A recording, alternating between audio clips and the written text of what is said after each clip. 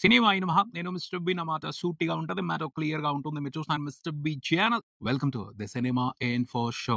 ఈ వీడియోలో ముందుగా 'mission impossible the final reckoning' ఈ సినిమా గురించి మాట్లాడుకుందాం. టామ్ క్రూజ్ నటించిన 'మిషన్ ఇంపాసిబుల్' సిరీస్ ఫ్రాంచైజ్‌కి వరల్డ్ వైడ్ ఎంత పాపులారిటీ ఉందో మనందరికీ తెలుసు.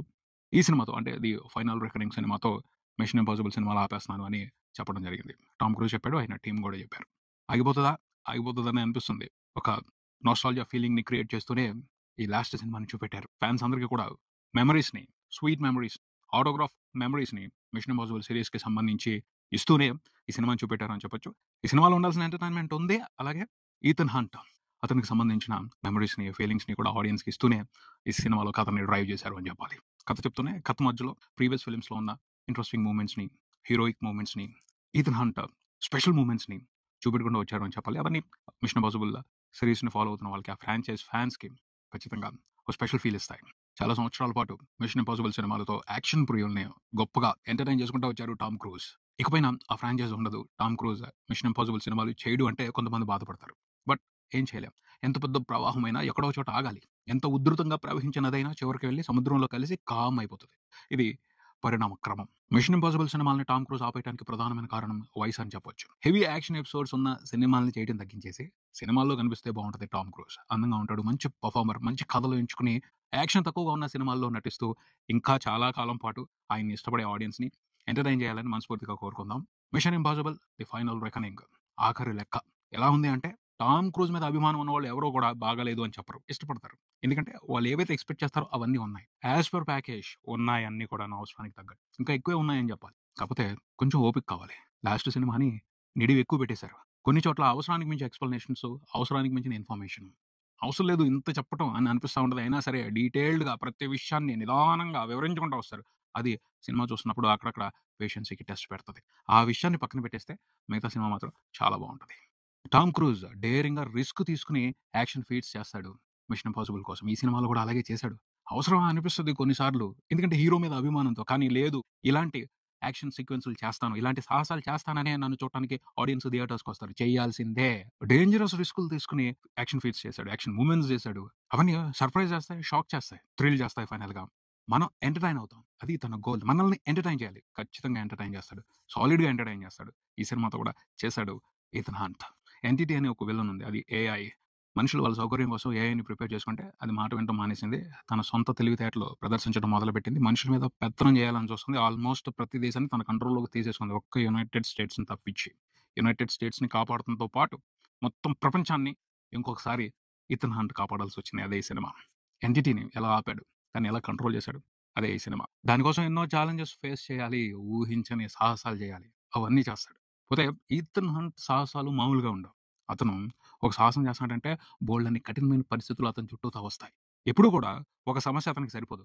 ఓ 4, 5 సమస్యలుండాలి. వాటన్నిటిని ఒకేసారి ఫేస్ చేస్తూ మనకి కావాల్సిన థ్రిల్ ఇస్తూ అతను నానా బాధలు పడుతూ, నానా ఇబ్బందులు పడుతూ గెలుస్తాడు. సినిమాలో ఏ యాక్షన్ ఎపిసోడ్ తీసుకున్నా ఒక కష్టం ఉండదు. 4, 5 కష్టాలు ఒకేసారి వచ్చి పడతా ఉంటాయి. వాటన్నిటిని ఫేస్ చేసుకుంటా ఆ యాక్షన్ సీక్వెన్స్‌ని కంప్లీట్ చేస్తాడు. తను చేయాలనుకున్న పనిని పూర్తి చేస్తాడు. మనకేమో టెన్షన్ వచ్చేస్తా ఉంటది.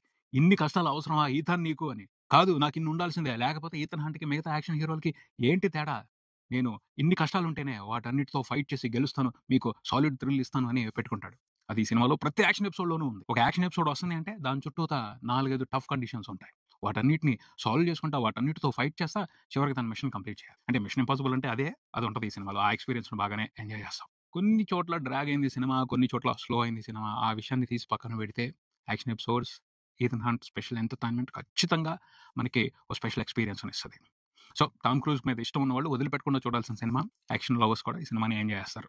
ఈ సినిమా ఫస్ట్ రోజున ఇండియా వ్యాప్తంగా అన్ని వెర్షన్స్‌లో కలిపి నియర్లీ 18,00,00,000 నెట్ చూసింది. అంటే 20,00,00,000కి పైన గ్రాస్. ఇంట్రెస్టింగ్. మంచి కలెక్షన్స్ ఇచ్చారు. ఈ సినిమాతో టామ్ క్రూజ్ మీద అభిమానాన్ని ఇండియన్స్ గట్టిగానే ప్రదర్శించే మూడ్‌లో ఉన్నారని అర్థమవుతుంది. 50,00,00,000కి పైన నెట్ రిపోర్ట్ అయ్యే పరిస్థితులు కనపడుతున్నాయి. చూద్దాం రాబోయే రోజుల్లో సినిమా ఇంకెంత స్ట్రాంగ్‌గా కలెక్షన్స్ రిపోర్ట్ చేస్తుందో ఇండియా నుండి. తర్వాత చూసుకుంటే శ్రీ విష్ణు నటించిన 'సింగిల్' సెకండ్ వీకెండ్‌లో కూడా సంచలనాలు చేస్తుంది. సెకండ్ వీకెండ్‌లో కూడా మ్యాజిక్ చేస్తుంది బాక్స్ ఆఫీస్ దగ్గర. Saturday interesting collections. ఏ సెంటర్స్‌లో ముఖ్యంగా హైదరాబాద్, విజయవాడ, వైజాగ్ లాంటి ఏరియాస్‌లో సూపర్బ్ కలెక్షన్స్ రిపోర్ట్ చేసింది ఈ సినిమా. అంటే సెకండ్ వీకెండ్ కూడా సింగిలే రాజా తెలుగు బాక్స్ ఆఫీస్ దగ్గర. సాలిడ్‌గా ఉపయోగించుకుంటున్నాడు. అన్ని చోట్ల బ్రేక్ ఈవెన్ అయిపోయింది సినిమాకి. ప్రతి చోట డబుల్ ప్రాఫిట్స్ తీసుకుంటున్నారు. సినిమాకి జరిగిన బిజినెస్ 6.5 కోట్లే వరల్డ్ వైడ్. ఇప్పటికి చూసుకుంటే 9 రోజుల తర్వాత ప్రపంచవ్యాప్తంగా సినిమా టోటల్‌గా రిపోర్ట్ చేసిన షేర్ నియర్లీ 14 కోట్లుంది. ప్రపంచవ్యాప్తంగా 9 రోజుల్లో అన్ని ఏరియాల్లో కలిపి సినిమా టోటల్‌గా రిపోర్ట్ చేసిన గ్రాస్ చూసుకుంటే 26 కోట్లు దాటింది. బ్రహ్మాండం. ఫుల్ రన్‌లో ఖచ్చితంగా 30 కోట్ల గ్రాస్ మార్క్‌ని టచ్ చేస్తది. 16 కోట్లకు పైన షేర్ రిపోర్ట్ చేస్తది. ఆల్రెడీ అదే పనిలో ఉంది. ఈ వీకెండ్ కంప్లీట్ అయిపోయేప్పటికి 16 కోట్ల షేర్ చూసేసే అవకాశాలు కనిపిస్తున్నాయి. సినిమాకి జరిగిన బిజినెస్ వరల్డ్ వైడ్ 6.5 కోట్లే. దాదాపు 14 కోట్ల వరకు షేర్ వచ్చింది 9 రోజుల్లో. దాదాపు సినిమాతో బిజినెస్‌లో ఇన్వాల్వ్ అయి ఉన్న వాళ్ళందరూ కూడాను 7.5 కోట్ల వరకు ప్రాఫిట్స్ చూసారు. సూపర్! సూపర్ నంబర్ ఇది. Double block buster.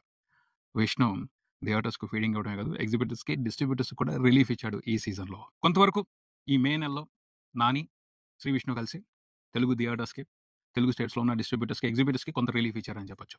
ఇద్దరిని అభినందించాలి. తర్వాత మలయాళంలో మోహన్ లాల్ నటించిన 'తొడరం' ఇంకా సంచలనాత్మకమైన రన్‌ని కొనసాగిస్తుంది. 23 రోజులు కంప్లీట్ అయిపోయాయి. అయినా సరే సినిమా అక్కడ సైలెంట్ అవ్వట్లేదు. ఇంకా మంచి కలెక్షన్స్ సాధిస్తుంది. ముఖ్యంగా కేరళ స్టేట్‌లో అయితే ఇప్పుడప్పుడే సినిమా తగ్గే ఆలోచనలోనే లేదు. కేరళ ఆడియన్స్ రిపీట్‌గా సినిమాని చూస్తున్నారు. మళ్ళీ వస్తున్నారేమో థియేటర్స్‌కి ఈ సినిమాని చూడటం కోసం అని అనిపిస్తుంది. లేకపోతే ఏంటా సంచలనం. ఇంతకు ముందల ఎవరు కేరళ స్టేట్ వరకే 100 కోట్ల గ్రాస్ చూడలేదు. మోహన్ లాల్ ఆ రికార్డ్ క్రియేట్ చేశారు. ఇంకా ఆగలా.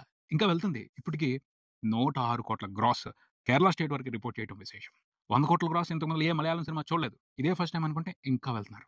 ఫుల్ రన్‌లో 120 కోట్ల మార్క్‌ని టచ్ చేస్తాడేమో అని అనిపిస్తుంది. వరల్డ్ వైడ్ చూసుకుంటే సినిమా 220 కోట్ల వరకు గ్రాస్ రిపోర్ట్ చేసింది 23 రోజుల్లో. ఇది కూడా ఒక పెద్ద సంచలనం. 'ఎల్2 ఎంపురాన్', 'మంజుమల్ బాయ్స్' ఇప్పుడు ఈ 'తొడరం'.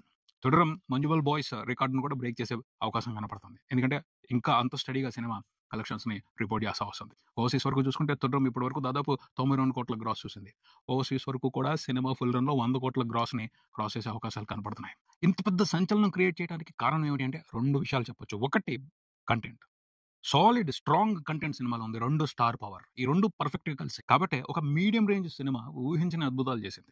కేరళ ప్రేక్షకులనైతే మెచ్చుకోవాలి. 'మంజుమల్ బాయ్స్' చిన్న సినిమా. అందులో స్టార్స్ కూడా లేరు. మాస్ ఫాలోయింగ్ ఉన్న స్టార్స్ లేరు. అయినప్పటికీ ఆ సినిమాని చూసారు. ఆ సినిమా అంత నచ్చింది వాళ్ళకి. బట్ ఇది different. Malayalam super star Mohan Lal. పెద్ద స్టార్ ఆయన చిన్న బడ్జెట్‌లో సినిమా చేశారు. కథ డిమాండ్ ప్రకారం ఎంత అవసరమో అంత బడ్జెట్‌లోనే సినిమాని తీశారు. ఇప్పుడు ప్రాఫిట్స్ అన్‌బిలీవబుల్. ఈ సినిమాతో ప్రాఫిట్స్ దాదాపు 65 కోట్లొచ్చాయి ఇప్పటికి. ఇంకా వస్తాయి. దాదాపు ప్రాఫిట్స్ లెక్క 70 కోట్ల పైనే ఉంటది. 'తొడరం' మూవీ మాత్రం అన్ని ఫిల్మ్ ఇండస్ట్రీలో ఉన్న స్టార్ హీరోలందరికీ కూడా కొత్త పాఠం అని చెప్పొచ్చు. దాని నుంచి నేర్చుకోవాల్సిన అవసరం ఉంది. మంచి కథతో తక్కువ బడ్జెట్‌తో సినిమాలు తీస్తే హీరోలకి ఎక్కువ రెమ్యునరేషన్ వస్తది. సినిమాతో బిజినెస్‌లో ఇన్వాల్వ్ ఉన్న వాళ్ళు కూడా మంచి లాభాలు చూసే అవకాశం ఉంటది. ముఖ్యంగా థియేటర్స్‌కి బోలెడంత ఫీడింగ్ దొరుకుద్ది. భారీ బడ్జెట్ ప్రాజెక్టులు పెట్టుకొని సంవత్సరాలు సినిమా తీస్తూ థియేటర్స్‌కి ఎక్కువ సినిమాల్ని స్టార్ హీరోలు తీసుకురాకపోవడం మూలంగా థియేటర్స్ చాలా ఇబ్బంది పడుతున్నాయి. మోహన్ లాల్ లాగా చేయాలి. సంవత్సరానికి ఒక చిన్న సినిమా చేయాలి. అలా చేస్తే థియేటర్స్ సర్వైవ్ అవుతాయి. థియేటర్స్‌కి ఇబ్బంది ఉండదు. థియేటర్స్ వ్యవస్థ కొలాప్స్ అవ్వదు. ఈ విషయానికి సంబంధించి స్టార్ హీరోలందరూ అన్ని ఇండస్ట్రీలో ఉన్న స్టార్ హీరోలందరూ ఆలోచించాలి. ఇదే ఇక్కడికి మరో వీడియోతో మళ్ళీ కలుద్దాం. ఈ వీడియో మీకు నచ్చితే లైక్ చేయండి. మీ ఫ్రెండ్స్‌తో షేర్ చేసుకోండి. మీ అభిప్రాయాన్ని కామెంట్ చేయండి. ఈ ఛానెల్‌ని సబ్స్క్రైబ్ చేయండి. నేను mister B. Keep watching mister B channel. Thank you.